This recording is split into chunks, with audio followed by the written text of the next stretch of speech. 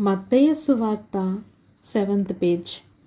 మరియు మీరు ప్రార్థన చేయనప్పుడు వేషధారుల వలె ఉండవద్దు, మనుషులకు కనబడవలనని సమాజ మందిరములోను వీధుల మూలలను నిలిచి ప్రార్థన చేయటం వారికి ఇష్టము.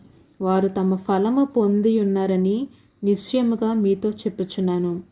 నీవు ప్రార్థన చేయనప్పుడు నీ గదిలోనికి వెళ్ళి తలుపు వేసి రహస్యమందున్న నీ తండ్రికి ప్రార్థన చేయము. అప్పుడు రహస్యమందు చూచు నీ తండ్రి నీకు ప్రతిఫలమిచ్చును. మరియు మీరు ప్రార్థన చేయనప్పుడు అన్యజనుల వలె వ్యర్థమైన మాటలు వచింపవద్దు. విస్తరించి మాట్లాడుట వలన తమ మనవి వినబడదని వారు తలంచుచున్నారు. మీరు వారి వలె ఉండకుడి. మీరు మీ తండ్రిని అడగక మునిపే మీకు అక్కరగా ఉన్నవేవో ఆయనకు తెలియను. కాబట్టి మీరు ఇలాగూ ప్రార్థన చేయండి.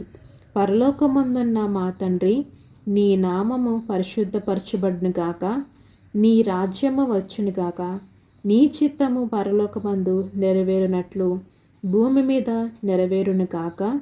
మా అనుదిన ఆహారము నేడు మాకు దయచేయము. మా రుణస్థులను మేము క్షమించున్న ప్రకారము మా రుణమును క్షమించుము.